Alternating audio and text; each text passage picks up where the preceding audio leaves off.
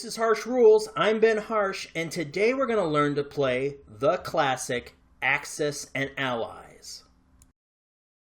Axis and Allies was released in 1984 by Milton Bradley and designed by Larry Harris Jr.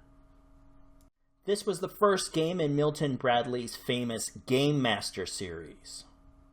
Axis and Allies is obviously World War II. Conquest of the Empire covered ancient Rome, and Broadsides and Boarding Parties covered pirates. In 1986, Milton Bradley released the last two games in the Game Master series. Fortress America, about the invasion of the United States, and Shogun, a game of conquest set in medieval Japan. So without further ado, let's learn to play the classic 1984 Axis and Allies.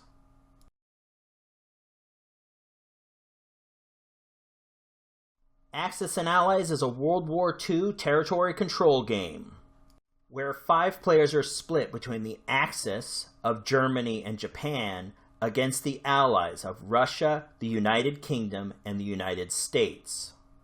This is a team-based game with 3 ways to win. For the Allies, to win the game, you must control the German capital of Berlin and the Japanese capital of Tokyo. For the Axis players, there are 2 ways to win. The first way is for the Axis to capture 2 of the Allied capitals, either Moscow, Russia, London in the United Kingdom, or Washington, D.C. in the United States. These are the paths to a military victory, but there is a third way. The third way for the Axis to win is with an economic victory. The economic power of a nation is dictated by the number of territories they control. Each territory is worth a set amount of industrial production points. These industrial production points determine how many industrial production certificates you receive each turn. Industrial production certificates are the game's currency. When the Axis powers' combined national production reaches an amount of 84 per turn, then they have won by economic victory. So with the objective squarely in mind, get your bits together, people. It's time to set up the game.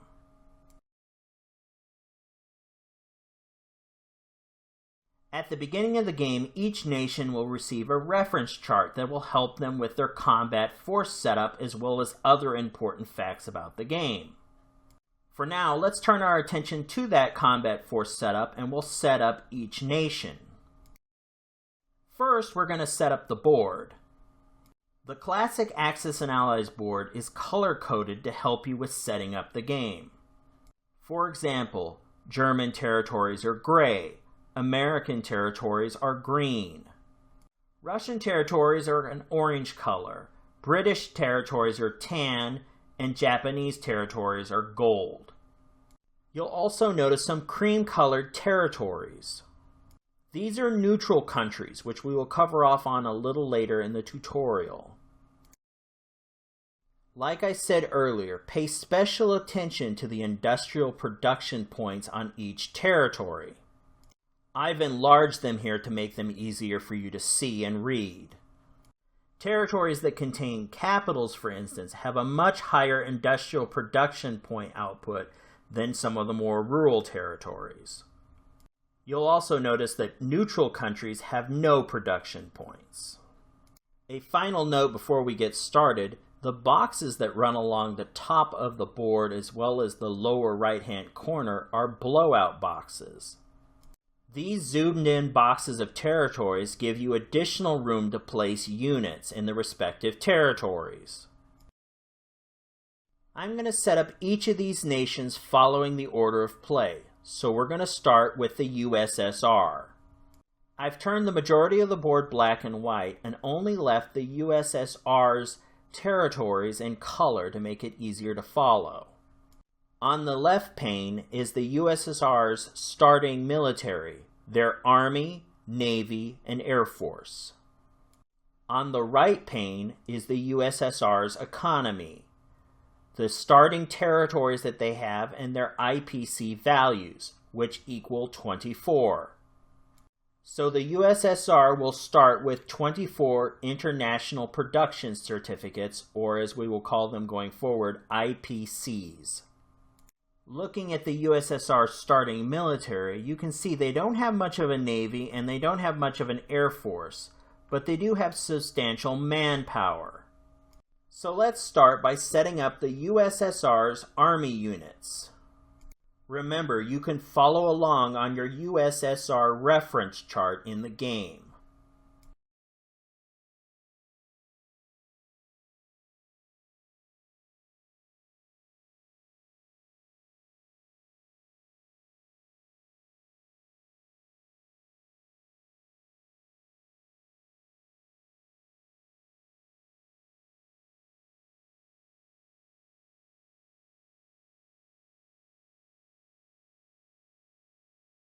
Next, we will place the USSR's Navy,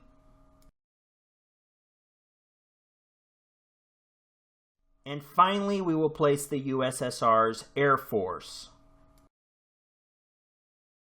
Now you will notice that there are a couple of territories that are owned by the USSR but have no units in them. In Axis and Allies, it's not required that you have a unit in each territory to own it. A territory can be classified as controlled or occupied. Territories with units in them are occupied. Territories that are color-coded to their nation or have a control marker on them are considered controlled. When starting the game, each country has a number of territories that are simply controlled. Each of these controlled territories is vulnerable to attack, so when you're setting up your opening moves, you might want to consider whether or not you want to defend them. If you lose these territories to an enemy, you will also lose the industrial production points, which will affect your IPCs per turn. A viable winning strategy for the Axis players is to pick off these undefended territories to add the industrial points to their total, and thus win by economic victory. So be sure to keep this all in mind as you're formulating your strategy. Next, let's set up Germany. Let's look at Germany's starting military. They have a very strong army, a substantial navy, and a decent-sized air force. The year is 1942, and at this stage in the war, they control most of Europe. So they have 32 IPCs per turn. Germany is the second strongest industrial power in the game. Germany's territories are all packed together, and true to history, they're surrounded by enemies on all sides. First, let's place Germany's army, the Wehrmacht.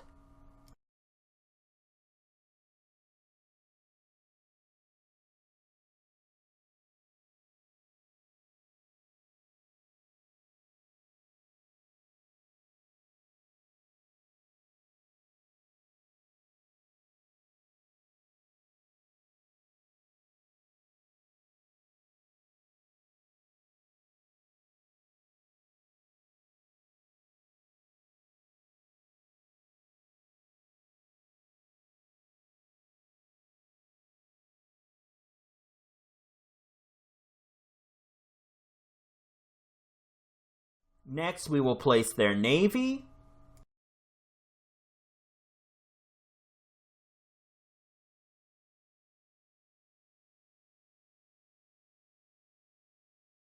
and finally their air force, the Luftwaffe.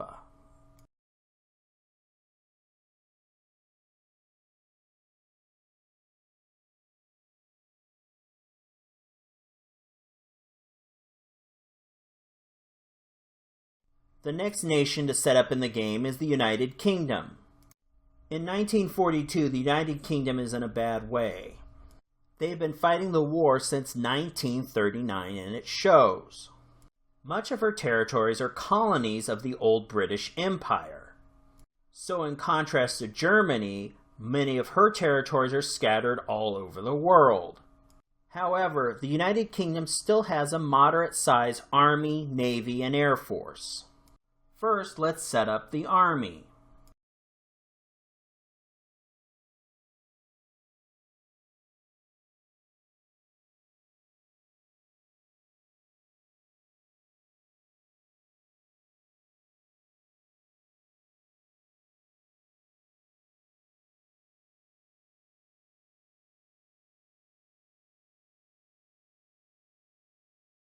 Next, we will set up the Royal Navy.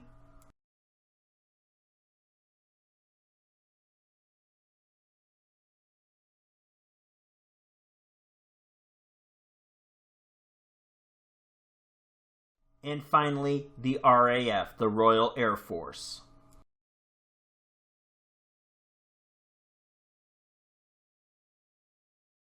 Now that the United Kingdom is set up, you can see her vulnerability in the number of territories that are merely controlled. A strong Axis team will notice this as well, which means it's critical to work with your teammates, the United States and the USSR. Now, let's set up the Japanese Empire. In 1942, Japan has a good foothold in China and a strong reach across the Pacific. Japan has a strong army, a good-sized navy, and a moderate air force. So let's set up Japan's army.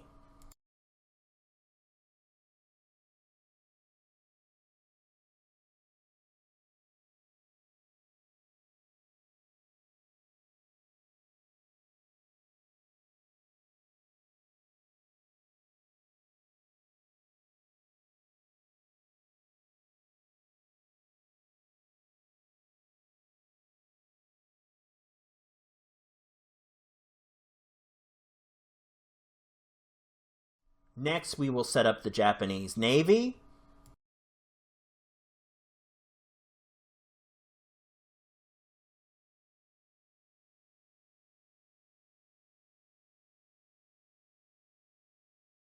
And finally, we will set up the Japanese Air Force.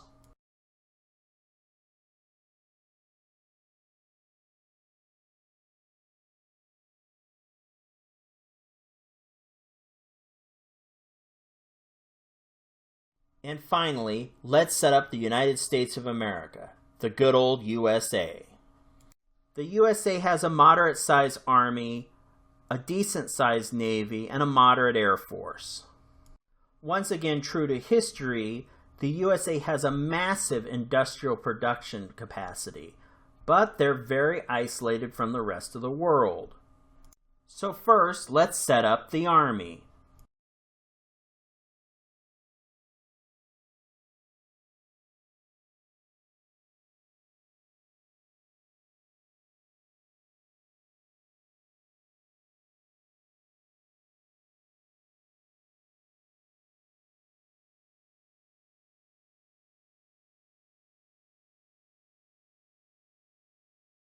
Next, let's set up the Navy.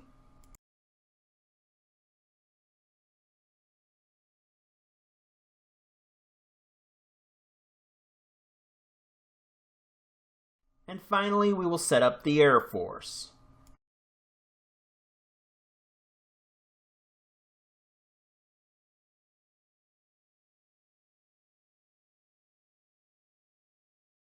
Now, let's look at neutral territories. These are the territories that are not controlled by any player. They're also not worth any production points. However, if a player feels like they need to move through them to get to another country, they will violate neutrality. If a nation violates a territory's neutrality, there is a neutrality violation penalty of 3 IPCs. This penalty is only charged one time for each country. So keep this in mind when deciding whether or not you want to use neutral territories for military staging grounds or to pass through them. Now we will switch back to color and add all the nations together, and you can see how the fully set up board looks. Now, let's look at some actual gameplay rules and see how Axis and Allies works. There are 6 distinct actions that make up the player turn sequence. Number 1, develop and purchase units. Number 2, combat moves. Number 3, unit combat. Number 4, non-combat moves. Number 5, collect income. And number 6, place new units. Each player will conduct these 6 actions during their turn in this play order.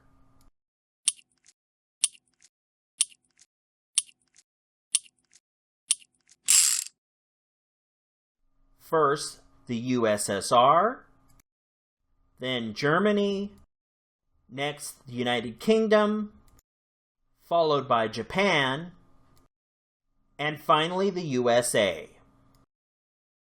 Let's take a closer look at each of the player turn actions. The first action is develop new technology or purchase units.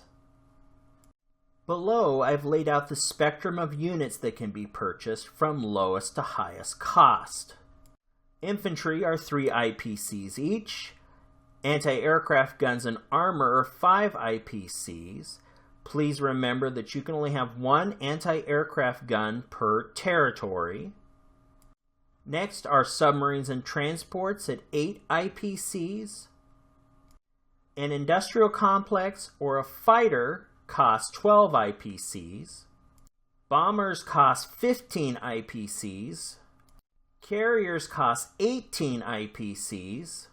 And the most expensive unit is the battleship at 24 IPCs. To keep track of units and to conserve space, you can use chips. The unit on top of the chips denotes 1, and each chip beneath it, if it's a white chip, denotes 1 additional unit. If it's a red chip, 5 additional units. Another strategy to invest your money is in research and development. When you conduct research and development, you need to decide how many dice you're going to buy. Each dice costs 5 IPCs. Next, you will roll each dice once. If you roll a 6, then you have a technological breakthrough. Any other roll on the dice is failure. If you roll a 6 and experience a technological breakthrough, then you will roll the dice one more time to determine what type of breakthrough you just made. A roll of 1 is jet power, 2 is rockets, 3 super submarines, 4 long-range aircraft, 5 industrial technology, and 6 heavy bombers. A quick note from the rules: if you succeed in industrial technology, the reduction in cost to unit production does not apply to research and development. Action number 2 is combat movement. The chart at the bottom of the page shows the movement range of each of the units in the game. The key to movement and claiming territories is this: only land units can claim territories and get the production points.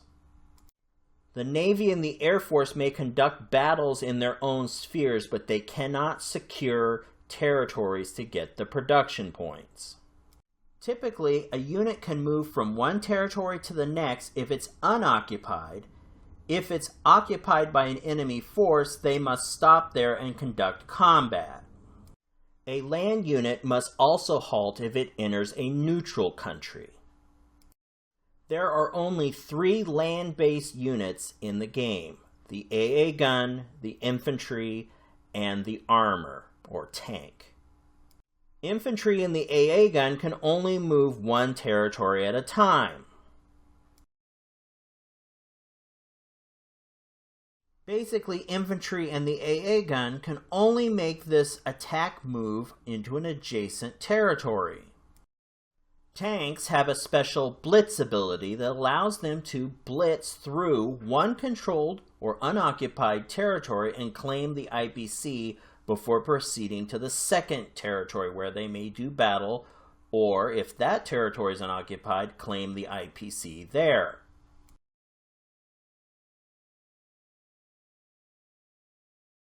However, if the first territory has an enemy force in it or is a neutral territory, then the tank must stop and the blitz is unsuccessful.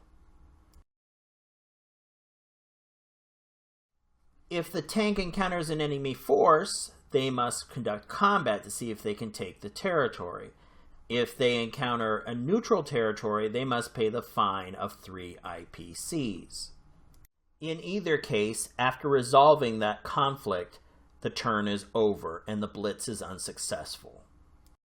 Naval units can move up to 2 territories per turn. Of course, those territories obviously are sea zones. If the naval unit encounters an enemy unit in any of the sea zones it's moving into, it must stop there and conduct combat. If the sea zone is clear, then they can move on to the second sea zone.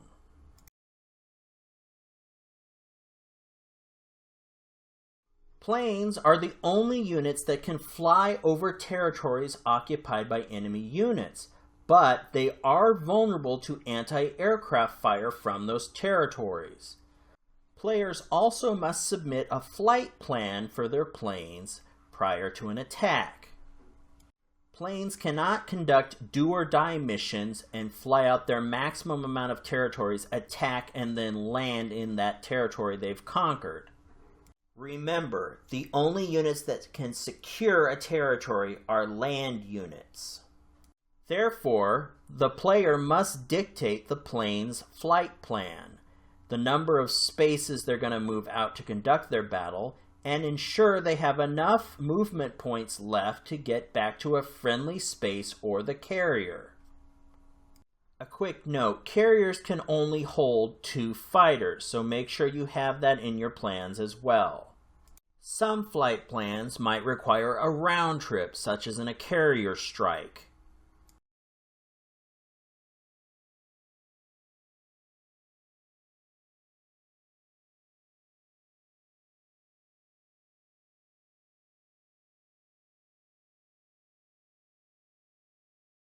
Other flight plans may be designed as a one-way trip through an enemy target zone to a friendly territory. However, just remember, every enemy territory you fly through that has an anti-aircraft gun gets to take a shot at you.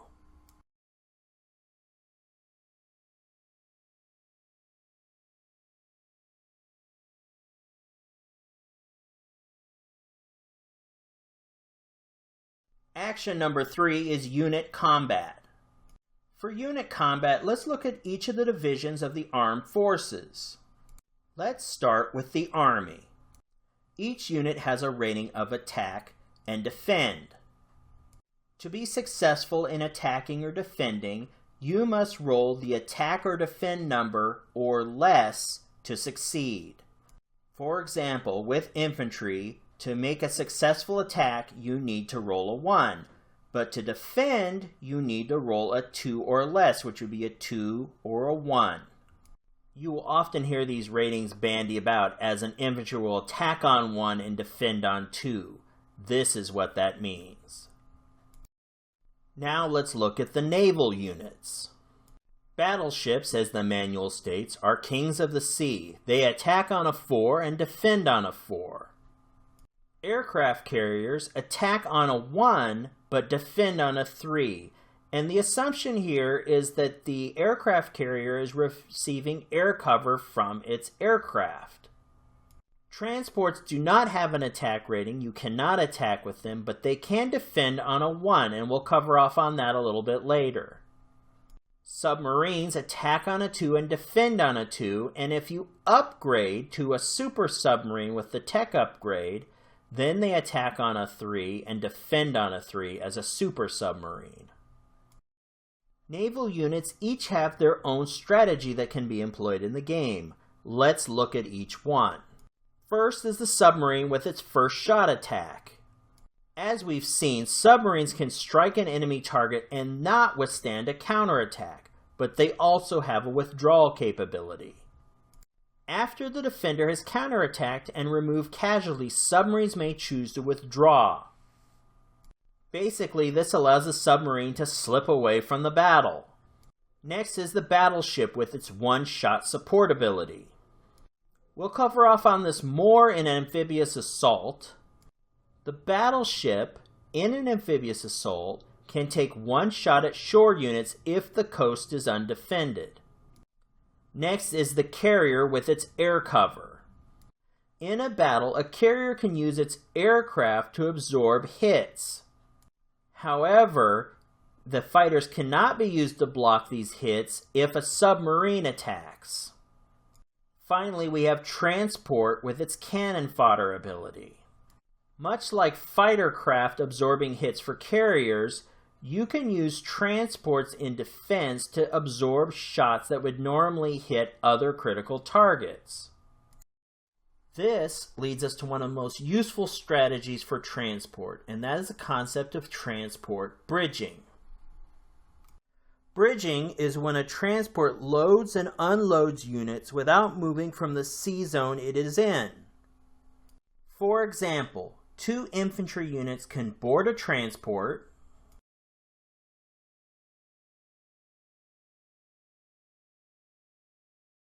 the transport can move across the sea zone and deposit the troops in the next territory.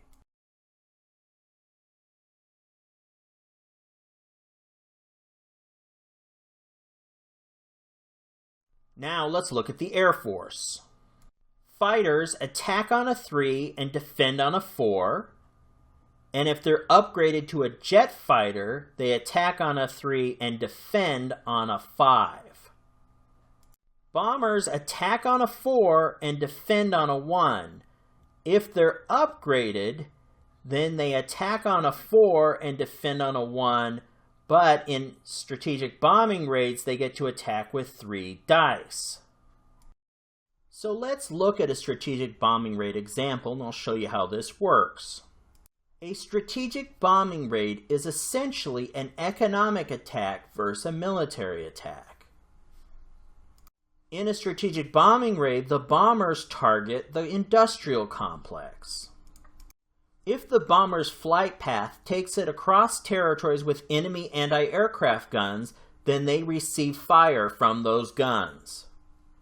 A territory with an anti-aircraft gun gets to roll 1 dice for every aircraft that flies over, and on a roll of a 1, they destroy the aircraft, in this case the bomber.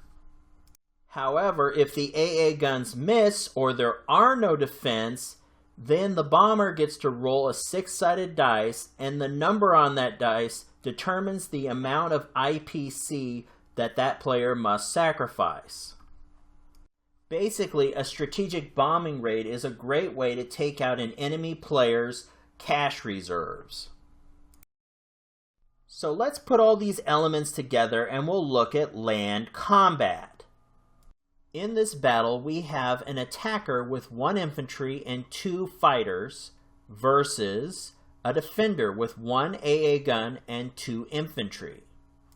First, as the planes fly over, the anti-aircraft gun gets to take a shot at each plane.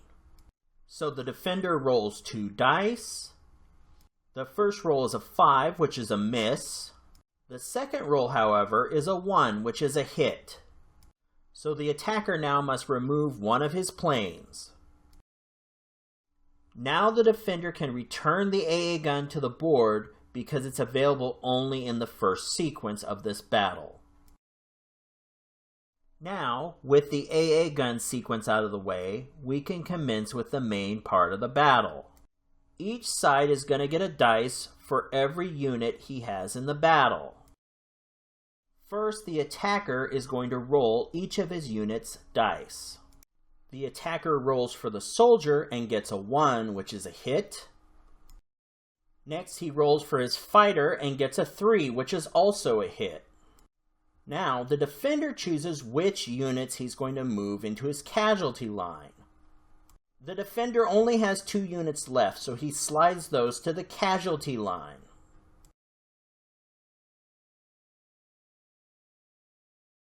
Now, just because the attacker rolled 2 hits, it does not mean the battle is over yet. The defender still gets a chance to return fire with his units, even those on the casualty line. The defender rolls for his first infantry unit and gets a 2, which is a hit. The defender rolls for his second infantry unit and gets a 6, which is a miss. Just like the defender gets to choose his casualties, the attacker gets to choose his casualties as well. The attacker's stuck here. He has 1 fighter and 1 infantryman. If he eliminates the infantryman, he cannot take the territory. So in this case, to seize the territory, he must retain his land unit and sacrifice the fighter. Now that the defender has had his chance to shoot back, the casualties are removed, and since this wipes out all of the defender's forces, the battle is over. The attacker will take the territory and also claim the anti-aircraft gun positioned there. White units like the anti-aircraft gun or the industrial complex can be claimed and used by either side. And that concludes our land combat example. Now let's take a look at a naval combat example.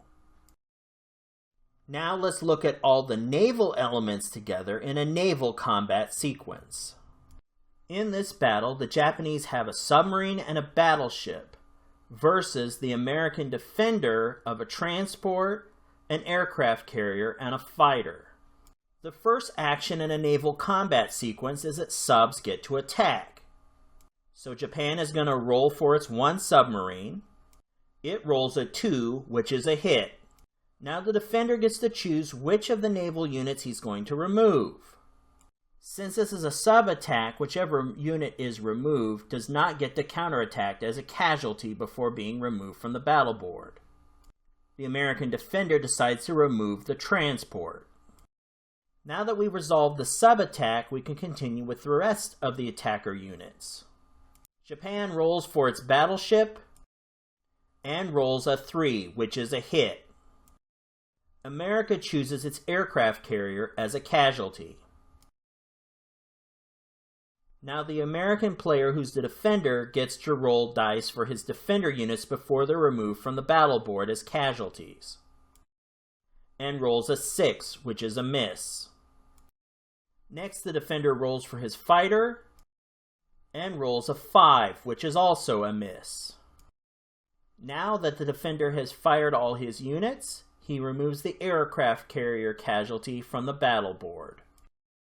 Now, the attacker has a submarine in this battle, and at this point in the naval combat sequence, he has the option of withdrawing that submarine. Since the defender just has a fighter left and the submarine cannot attack a fighter, he's going to withdraw from the battle. This is the end of the first wave of combat, and the second wave is about to begin. So as the attacker, I can choose to retreat at this point.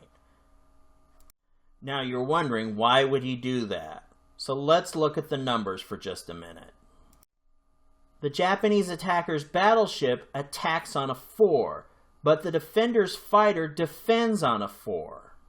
The battleship is worth 24 IPC, so it's a pretty expensive piece of hardware compared to the fighter's 12 IPC value. If the battleship continues the fight, I have a pretty good chance of hitting the fighter, but the fighter has a pretty good chance in its defense of hitting me and eliminating my battleship. Since the battleship cannot claim territory anyway, and it's very expensive, Japan is going to elect to retreat at this point. Your mileage may vary, but that's how I would play this out. Let's look at an example for an amphibious assault. The key to an amphibious assault is essentially whether the coast is defended or not. When the assault force in Sea Zone A enters the territory with a coastline and it's defended, the battleship cannot use its one-shot support attack. The reason for this is the battleship must then engage in combat to clear the coastline so that the transports can hit the beach. However, if the coast is undefended, then it can use its one-shot support attack. The battleship can then take one shot at the units on the land territory, and since they attack on a 4, there's a good chance that they'll score a hit. For action number 4, non-combat movement, you can move any unit that has not been previously moved. Other than that, the rules for movement are the exact same as for combat movement, except that you cannot make moves that would result in combat. For action number 5, you're going to collect your nation's income. In this example, we're going to look at the USSR and pretend they've just taken over Manchuria. They start with 24 IPCs and add an additional 3 IPCs for Manchuria, so we need to make sure we track that on the national production chart. So the USSR advances 3 on the national production chart, and Japan loses 3 on the national production chart. Don't forget to use nation markers to track conquered territories. Finally, in action number 6, you're going to place your new units. Here's the basic rule. All new units must be deployed at a nation's industrial complex. With an exception. A new industrial complex can be constructed in any of that nation's territories, but remember, the unit output for that particular complex is limited to the production points of that territory. Starting industrial complexes have unlimited output. Another quick note, you cannot deploy new units from a friendly industrial complex. There is an exception to this. If a nation's capital is conquered and an ally liberates a territory with that nation's old industrial complex, then they can roll out units from that complex. Now, let's look at some actual gameplay rules and see how Axis and Allies works.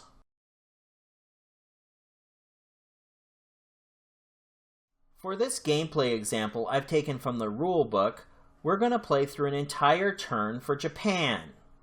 This example will take place in a limited area of the Pacific.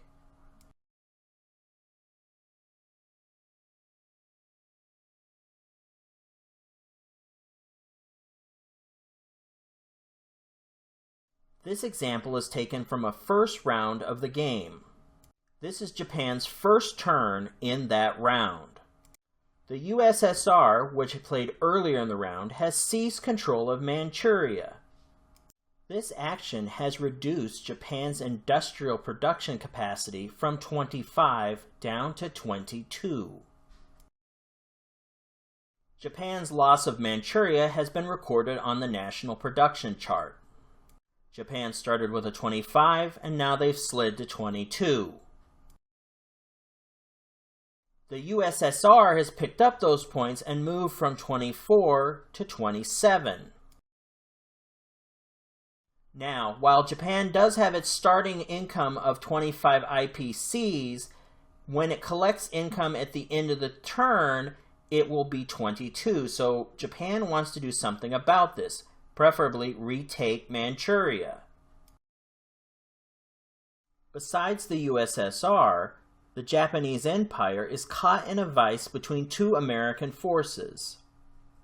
The Americans' Pacific Fleet stationed in Hawaii and Los Angeles, as well as a substantial American force in China. The USA is next in the order of play, so it might be best to hit them now before they have a chance to build their forces anymore. So with all that in mind, let's get started. The first action in Japan's player turn phase is develop new technology and purchase units. The Japanese Imperial Treasury has 25 IPCs they can use. Japan decides to take a risk and purchases 1 research and development dice. They follow up this strategy by purchasing a fighter, and finally adding to their navy by purchasing a new submarine. These purchases deplete the Japanese Imperial Treasury. However, it's still early in the game, and when it comes time to collect income, we should collect near 25 IPCs again. Okay, let's see how research and development works out for Japan. The Japanese Empire purchased 1 dice for research and development. They roll the dice and get a 6, a technological breakthrough. Looking at the weapons development chart, they roll the dice again and get a 3, super submarines. Now, each of the Japanese Empire's submarines, whether they're existing or newly purchased, become super submarines. Each submarine's attack capability is increased to 3. So in this case, research and development worked out for the Japanese Empire. Now we move to Action 2, which is combat moves. For the Japanese Empire's combat moves, we're going to select 3 spheres of combat. The first sphere is an attack on Pearl Harbor.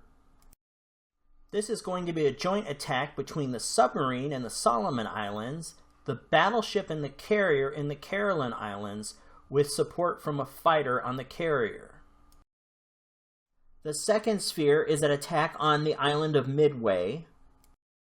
This attack will utilize the battleship in Japan along with 2 infantrymen who will board a transport and engage in an amphibious assault. And for the third sphere, we're going to try to retake Manchuria. This engagement will be led by 2 infantrymen in Kwangtung, supported by a fighter from the Philippine Islands and a bomber from Japan. In reviewing our flight plans, we can see that we have adequate friendly space for all of our planes to safely return. Our longest distance flight is from the Philippine Islands, but we can have that fighter safely land in Kwangtung. With those logistics out of the way, we are now able to conduct each battle. For combat sphere number 1, we're going to place all of the units on the battle board. For the first move in the combat sequence, submarines attack. So our submarine is going to roll the dice.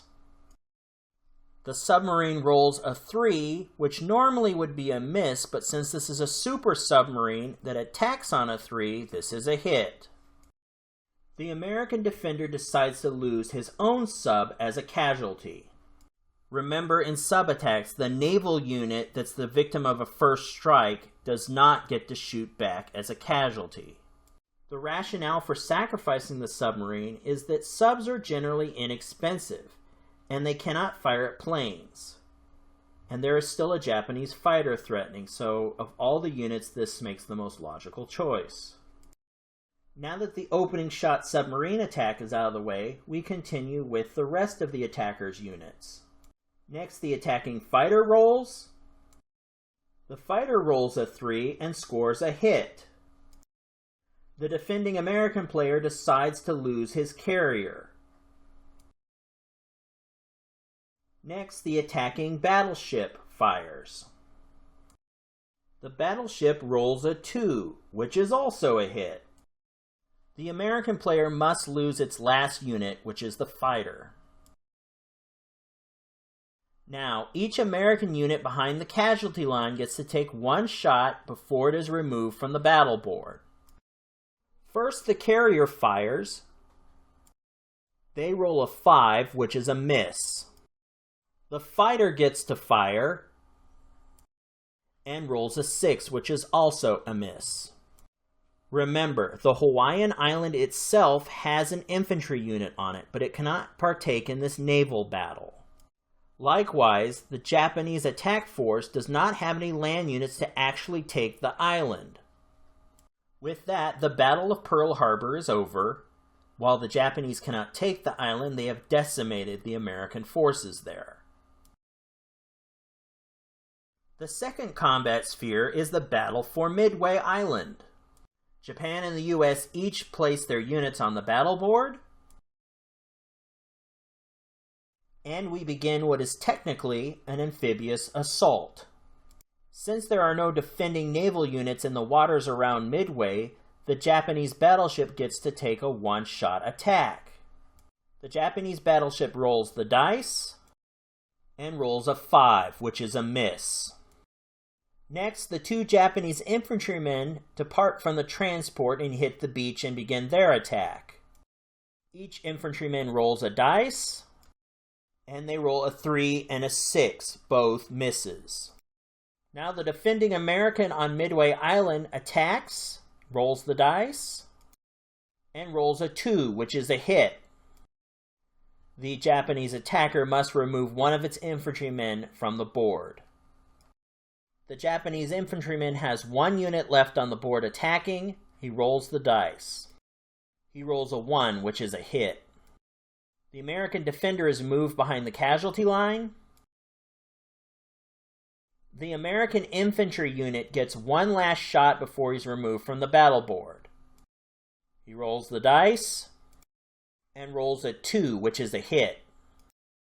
The last Japanese infantryman is killed and removed from the battle board. The Japanese transport and battleship are still on the coastline of Midway, but since they have no infantry units to take the island is still in control of the Americans. For the Battle of Manchuria, the attacking and defending units are placed on the battle board. First, the 2 attacking Japanese infantry roll their dice. They roll a 3 and a 2, which are both misses. Next, the Japanese fighters attack by rolling their dice. The fighters roll a 6 and a 5, both misses. Finally, the Japanese bomber attacks. The bomber rolls a 4, which is a hit. The USSR's defender decides to choose 1 infantry and moves it behind the casualty line. Next, it's the defender's turn. The dying infantryman rolls and gets a 2, which is a hit. The USSR's tank rolls and rolls a 1, which is also a hit. The Japanese attackers decide to lose 1 infantryman and 1 fighter. Now the Japanese Empire begins its second wave of attack. Japan rolls for the infantry unit and rolls a 1, which is a hit. The USSR must remove its last defending unit, which is the tank behind the casualty line.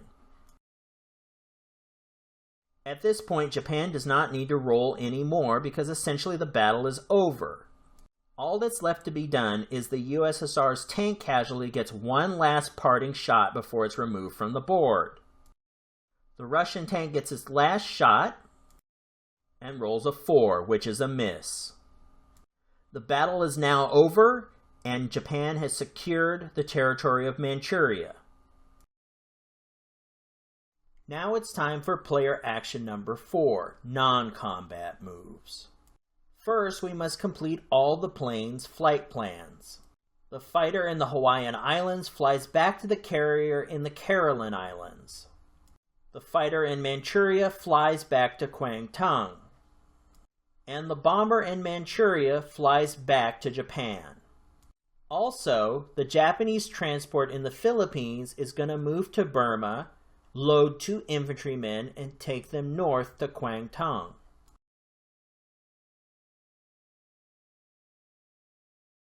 It is now Action 5 in Japan's player turn. It's time to collect some income.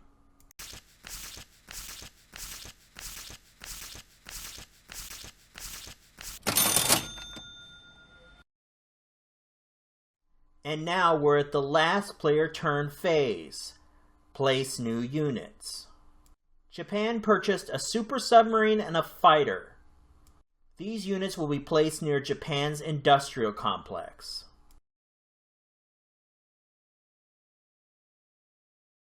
Okay, let's look at some specific game situations that may occur in your game.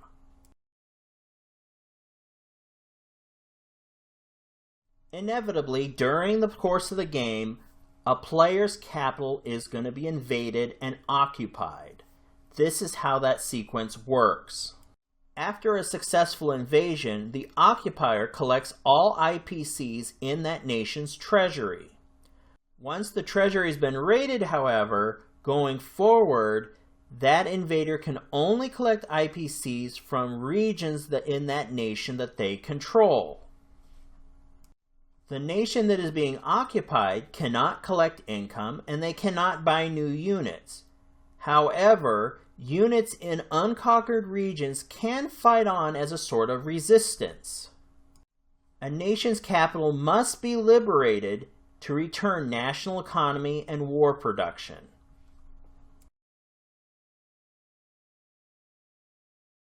And that wraps up this edition of Harsh Rules. I thank you for watching, and I'll see you on the next episode.